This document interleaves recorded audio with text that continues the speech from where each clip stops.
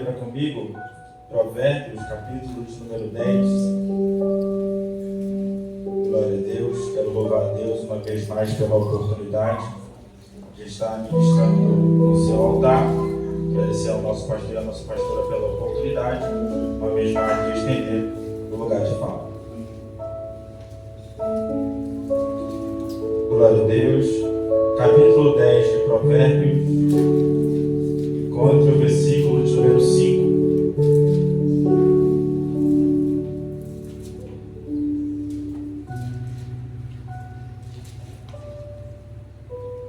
Provérbios, capítulo de número 10, o versículo de número 5, diz o seguinte: o que ajunta no verão é filho ajuizado, mas o que dorme na cega é filho que envergonha. Você pode tomar o seu assento?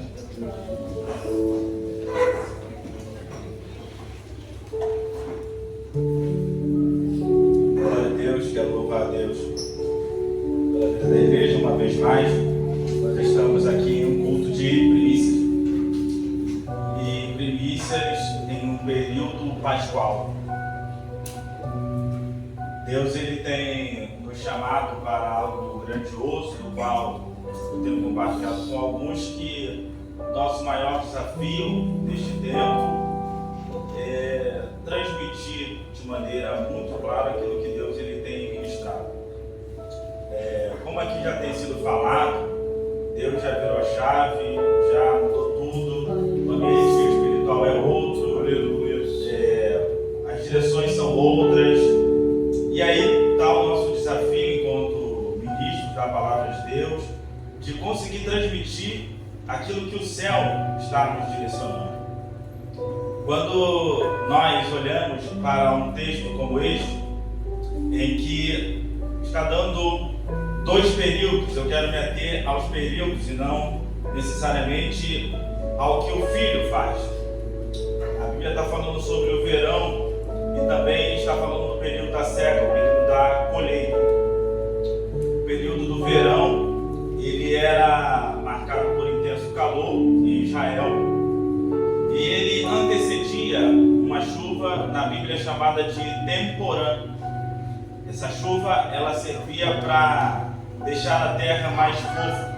Por causa do calor, a terra ficava enrijecida, dura. Não poderia lançar semente, não dava para fazer a semeadura enquanto a chuva temporã não caísse sobre a terra. E a chuva na Bíblia, ela tem um significado espiritual, físico, como nós vemos, inclusive está chovendo, e também ela tem uma função para Israel econômica. Israel dependia do plantio. Então, todas as vezes que Deus dizia para Israel, eu não vou mandar chuva sobre a terra, era Deus dizendo, eu vou cerrar a sua questão econômica, vou te deixar sem recursos, vou te deixar sem dinheiro, porque o plantio, Israel vivia sumariamente um campo. Então, se a parte do campo de Israel não tivesse produzindo, era uma tragédia para Israel. E Deus, ele vai prometer para Israel, nesses capítulos que o pastor aqui leu, de Levítico, no capítulo de número 26, ele vai falar sobre isso. Eu mandarei as chuvas sobre a terra, porque não há colheita plena sem chuva. Não há uma colheita abundante sem a chuva. A Bíblia está dizendo sobre alguém que não é ajuizado, ou alguém que é ajuizado, no tempo do verão, porque no tempo do verão não há colheita, no tempo do verão não há bonança, e ela está trazendo uma ideia econômica para um tempo, aonde está dizendo, então, olha, é ajuizado aquele que guarda um tempo que não tem, é ajuizado aquele que tem no tempo aonde a terra não está dando, porque isso faz parte. E numa mente de governo, você precisa pensar com projeções, pensar com uma visão macro, como estamos dizendo agora, né? Micro e macro, uma visão, enfim, a palavra mais moderna. Mas é uma visão, digamos, mais ampla da coisa. Então, quando nós olhamos para a Bíblia Sagrada, e a Bíblia de tudo fala, ela está abordando, dentro da questão econômica, o fato de alguém ser ajuizado. Mas quando nós olhamos de uma forma mais detalhada para este tempo que a Bíblia está falando, nós vamos notar que tudo na Bíblia tem um tempo. E Deus estabeleceu este tempo como uma direção. As festas na Bíblia, está aí o presbítero evangelista João, sem querer. Aí, essa daí é as festas do Antigo Testamento. Deixa eu sair da frente para você ver. As festas do Antigo Testamento tem um tempo e está ligado ao plantio, está ligado à estação do ano, está ligado à questão econômica de Israel. Nós estamos agora na semana de primícias e estamos no período de Páscoa. A primícia, ou a Páscoa está aqui, a primícia está aqui. No mês de Abib, aos 14 do mês de Abib, começava a se comemorar o dia pascual. No dia 15, no dia seguinte, era a festa dos pães asmos. 7 dias depois, era a festa das primícias. Então, a Páscoa e as primícias sempre estiveram linkadas pelo mesmo mês. Inclusive, uma das chuvas está dentro deste período. Ali você tem, depois eu vou compartilhar esse infográfico, fala sobre esse período. Esse aqui é interessante, porque uma das chuvas está por aqui, ó. Nesse período de outubro e novembro, era a primeira chuva que Deus mandava com relação à semeadura, a chuva temporã. Após o verão, Deus mandava essa chuva sobre a terra, para que o povo pudesse semear sobre a terra, para que os seus planos ele prospere. Deus tem que mandar uma chuva temporã. Para que os nossos planos prosperem, Deus tem que mandar uma chuva para adubar a terra, para fazer ela se preparar. Que interessante. Então, quando nós olhamos para a Bíblia Sagrada, pode deixar essa imagem aqui que vai ser de suma importância. Quando nós olhamos para a Bíblia Sagrada, Deus estabeleceu as festas para um propósito, estabeleceu as estações do ano linkadas a estas festas. Quando nós falamos sobre este período de primícias, era no tempo da colheita de Israel, no qual agora Deus já estava dando para eles o resultado da semeadura. E por isso Israel estava colhendo os primeiros frutos da terra e trazia, geralmente nesse período do ano, era mais a cevada que eles colhiam. Posteriormente vinha o trigo. E mais para o meio do ano havia então a colheita de frutas, de azeitonas e de outras sortes de frutos da terra. Então Deus estabelece para nós um tempo bíblico que não era apenas para Israel, mas Deus, quando fez a terra, quando Ele colocou para nós essas estações do ano, Ele estava dando uma direção para a terra, Ele estava dando uma direção para Israel e posteriormente para nós que somos a sua igreja. É natural que durante este período do ano você sinta um cansaço de repente, porque em Israel isso seria o findar do ano e eles acreditam que este final do ano seria como que se fosse agora um finalizar de um período para a entrada de um novo ano. Não é estranho nós vermos algumas pessoas disserem que o seu ano começa depois de abril, que o ano começou para ele não em janeiro, começa depois de março, começa depois de abril. Deus estabeleceu este tempo. Nós seguimos um calendário distinto de Israel, mas o tempo de Deus, no relógio de Deus, permanece o mesmo. E quão interessante é, preciso falar devagar para você entender, porque é difícil mesmo.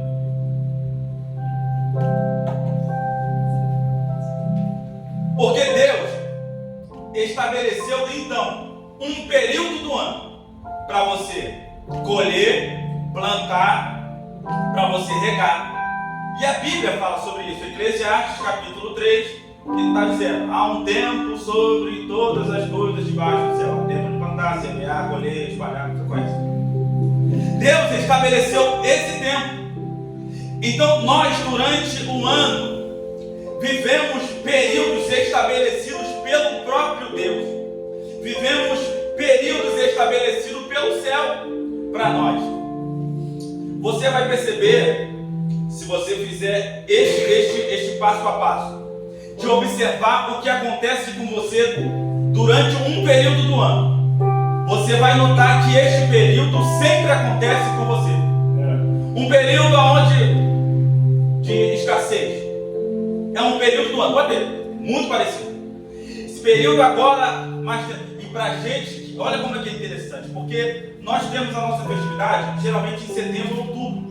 E talvez depois de setembro ou outubro seja um período onde a gente mais estranha. A gente fala, o negócio está diferente pra gente, né? Coisa mudou, né? E tal. E em Israel, este é o período do verão seco, aonde a terra não está dando. Deus é poderoso para fazer a terra dar em qualquer tempo, mas Ele trabalha com ordem. Ele trabalha com ordem na terra, no mundo espiritual, e eu vou entrar mais ainda para esse período aí. Mas o assunto é muito amplo, tem muita coisa. Mas assim, ele trabalha com ordem de tempo. E essa ordem de tempo precisa ser respeitada. Essa ordem de tempo precisa que os movimentos nossos se acoplem ao que Deus já estabeleceu. É como se nós às vezes fizéssemos um movimento do qual Deus não estabeleceu para aquele tempo. E nós queremos dizemos daqui, Deus vai fazer e vai acontecer e não sei o que, mas não é o tempo que Deus estabeleceu para aquele período do ano. E entendermos o tempo é de suma importância para o que vamos viver. No mundo espiritual, Satanás também, conhecendo os tempos, ele sabe que o período do ano da seca, o período do ano onde as coisas não estão acontecendo, é o momento dele agir. Porque, querendo ou não, você sendo crente até o tutano, se teu bolso não está cheio, tu é confrontado. E o diabo sabe disso. Então ele vai investir no momento onde o seu dinheiro não está dando para muita coisa. É a hora que ele tenta entrar. E que interessante compreendermos que o tempo, ele é tanto o nosso amigo quanto o nosso inimigo. Porque Deus, ele, ao trabalhar com o tempo, ele está estabelecendo para nós uma ordem e está estabelecendo para nós uma direção. Olhar para a terra, como Jesus olhou um dia e ele disse: muitos são aqueles que estão aqui diante de mim. Ele olha e ele diz: a obra do Senhor, ela necessita de mais trabalhadores. Ao perceber que havia uma colheita à sua disposição, ele está notando que falta trabalhadores. E ele está também remetendo a um tempo de colheita. Quando o escritor de Provérbios está dizendo que aquele que envergonha no período da cega, porque está dormindo, ele está trazendo para nós uma ordem que tem naquele tempo. Porque é um período de colheita de Israel. E naquele período de colheita o trabalho é intenso. O trabalho é tenso. Por quê? Porque é um período onde eles precisam recolher, cuidar daquilo que eles semearam, para não perder aquilo que eles colocaram sobre a terra. Deus ali já tinha dado a chuva temporã e Deus já tinha estabelecido para eles o período de colheita. E este período de colheita precisava que houvesse um cuidado, tanto de colher quanto de deixar, porque Deus, ele trabalha também pensando na viúva e no órfão. Tanto que no período de colheita Deus diz: aqueles rabiscos que caírem sobre a terra, não ponham a mão. Aquilo que cai sobre a terra é para o órfão e para a viúva. Sabendo Deus que a viúva e o órfão estariam em um tempo de vulnerabilidade social, Deus estabeleceu para o povo uma ordem. E a chuva que ela vai dar este período de colheita a Israel é a chuva seródia. E qual é o tempo da chuva seródia? Chuva seródia, ela vem posterior à chuva temporã, no período onde o povo já semeou, no período onde o povo já regou, ela é como se fosse o acabamento do fruto. Depois dessa chuva, é Deus dizendo: a terra está pronta para a colheita. Depois dessa chuva, é Deus dizendo: a terra está pronta para que você possa usufruir dela. E quão interessante é para nós que vivemos esse período de oração, e quão interessante é para nós este período de Páscoa e de primícias, a chuva seródia, porque a chuva seródia, ela cai entre março e abril. Em março e abril, para Israel, Deus está dizendo: vocês estão prontos para colher, vocês estão prontos para usufruir dos frutos, vocês estão prontos para viver o que eu estou mandando para vocês. Louvado seja Deus. E do céu, Deus está trazendo para nós esta compreensão do que Ele quer nos fazer viver.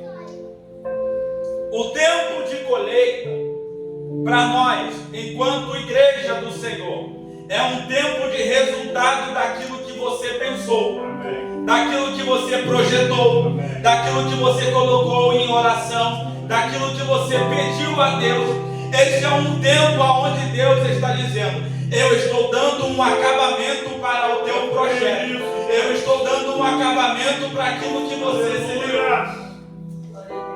No mundo espiritual, Deus está também trabalhando com as festas, porque o período de festa do Pentecostes é o período aonde Deus vai trazer o resultado.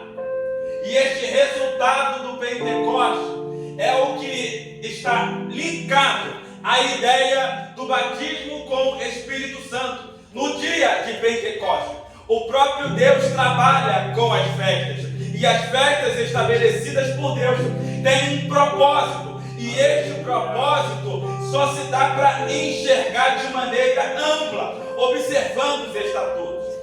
Ao ser ensinado por Deus, ao ser ministrado por Deus, olhando para a Bíblia Sagrada, eu percebo o quão longe a igreja brasileira, infelizmente, caminha para não compreender princípios bíblicos, porque estes princípios bíblicos, eles demandam tempo, eles não podem ser ensinados eu falando em línguas. Eu preciso falar de maneira que você entenda, e isso leva tempo para você pensar, isso leva tempo para você raciocinar. Mas quando Deus estabelece para nós um tempo agora de governo, de domínio, Ele está nos ensinando a agir com as leis espirituais, com os tempos espirituais, para que você possa colher.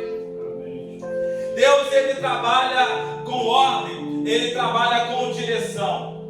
A Bíblia diz que se você ensina o sábio, ele se torna ainda mais sábio. Deus, Ele está dizendo para o sábio que ainda há margem para crescimento. Quando a Bíblia está dizendo que o sábio ainda pode se tornar mais sábio, é Deus dizendo: Ele sabe das coisas, mas ainda há margem para um crescimento intelectual e espiritual. E Deus está dizendo para uma igreja sábia: ainda há margem para crescimento espiritual, ainda há margem para um entendimento espiritual. O apóstolo Paulo, ele fala isso sobre uma ótica espiritual. Quando na igreja de Corinto havia um problema de lideranças ou de membros que compreendiam de forma equivocada as lideranças de Paulo e de Apolo, ele vai usar um tempo de plantio. Ele diz: eu plantei, Apolo regou, mas Deus deu um crescimento.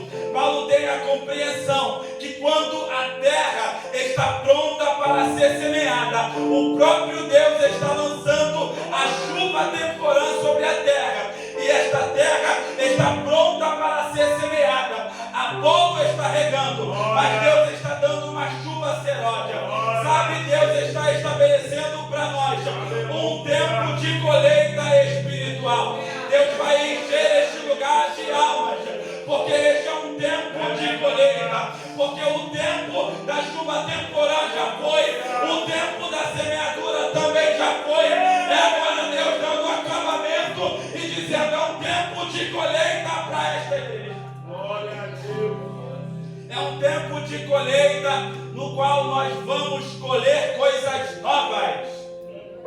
Glória a Deus por isso. É um tempo de colheita onde nós vamos colher coisas que nós nunca vimos ainda. Porque o tempo da colheita em um novo ano é Deus dizendo: eu já te dei alguma coisa até agora, mas para este tempo eu te dou um fruto novo. Para este tempo eu te dou uma resposta nova. Eu te dou uma colheita nova.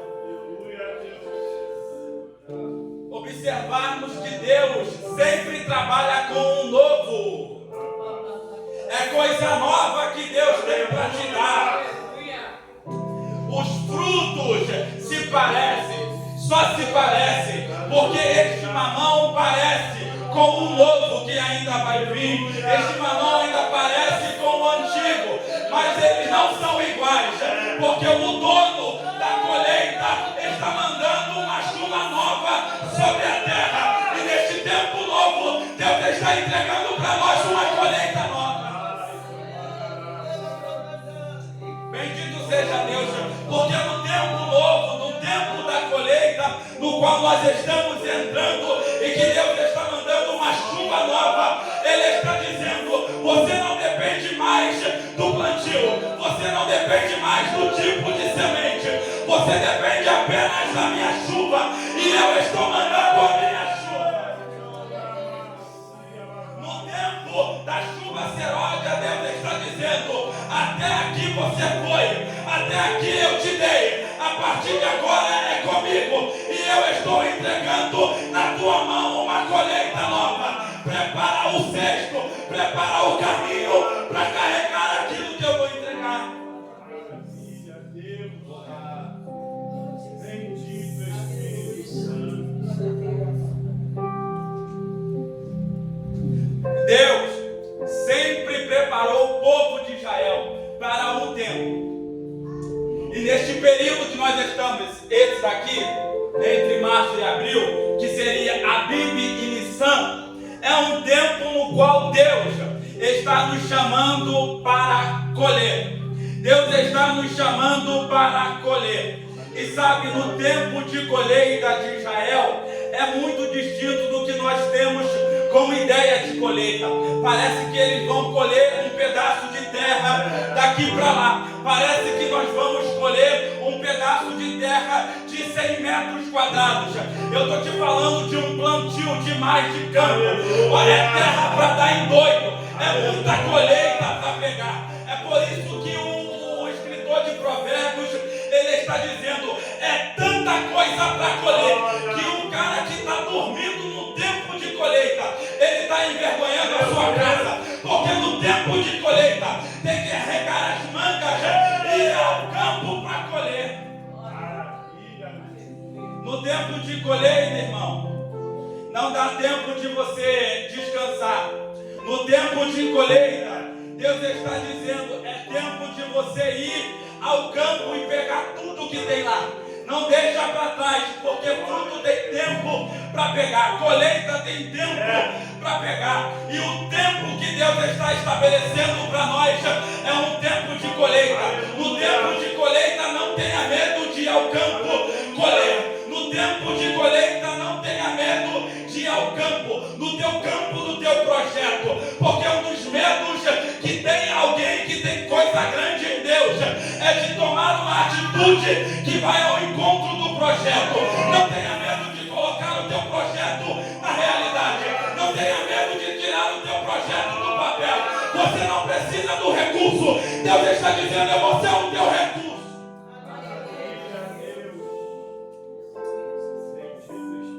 Sim, é no tempo de Abib e Nissan.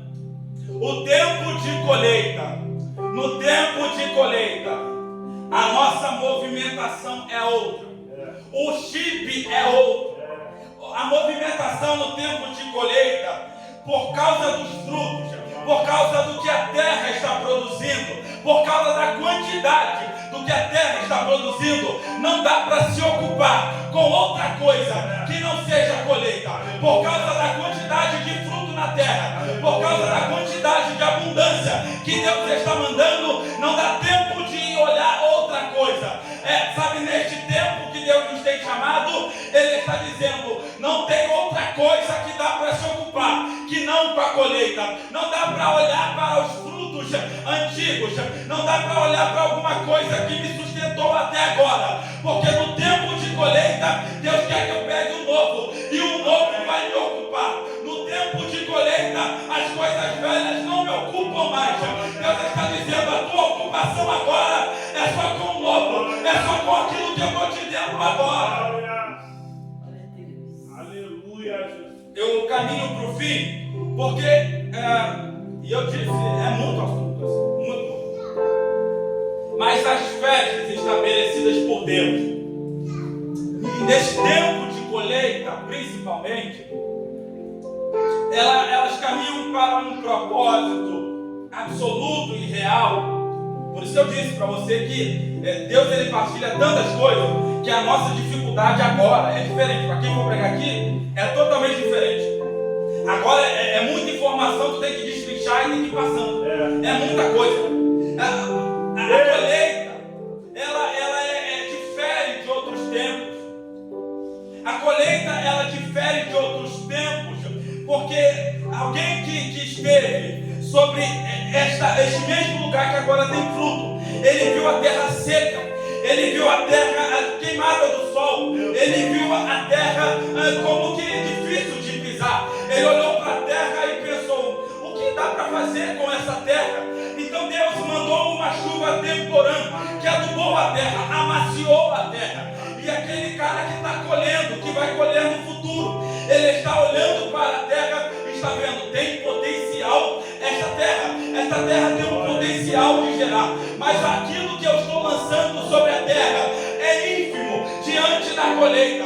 Parece que eu tenho que lançar uma semente para cada colheita que eu vou ter. Muito pelo contrário, para uma semente Deus está trazendo uma colheita abundante. Parece que eu lanço uma semente para colher uma árvore, história, para colher aquilo que eu vou ter ainda. Uma semente rende muitos frutos. Se você olhar para uma árvore, um dia ela foi uma semente, ela foi uma raiz, ela foi apenas uma, e ela gerou muitos frutos. Parece que o teu movimento vai ser igual ao movimento de Deus.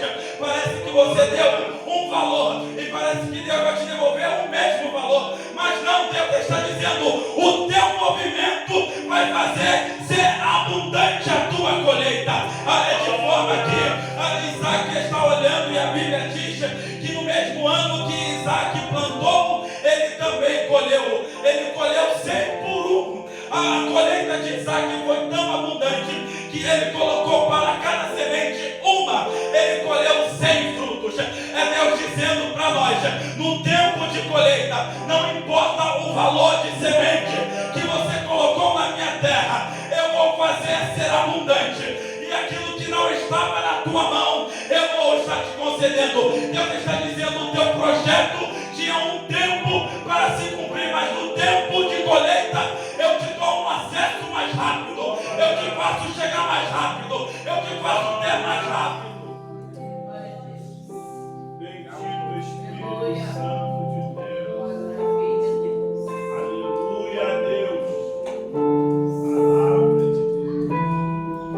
Isaac, numa terra nova, num plantio novo, porque ele saiu da terra que ele estava e foi para Gerar. Em Gerar, Isaac, com a bênção do Senhor, cavou um poço, achou água. O pessoal falou: é nosso. É de vocês? É, sua filha, pode falar. Cavou outro poço, é nosso. É de vocês?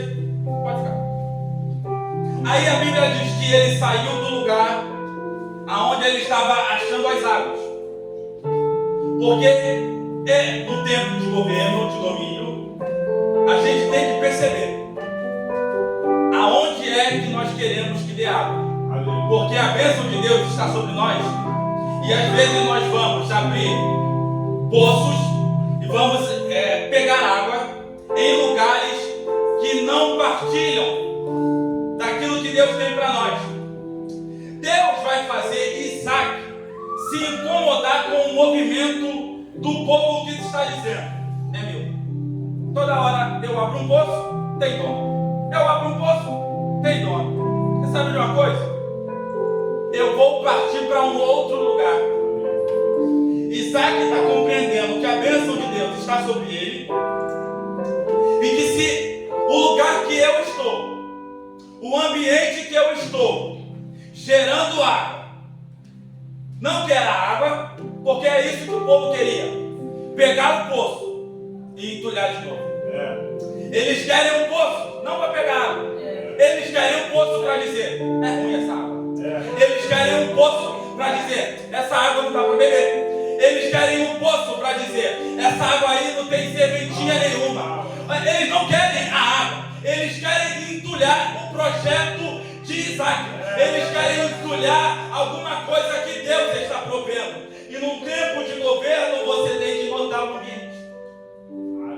Tem que notar o ambiente. Porque o ambiente se tornou insustentável para o Isaac estar. Porque aonde estão cavando, eu estou cavando o poço, estou achando água, estou matando, eu vou para um outro lugar.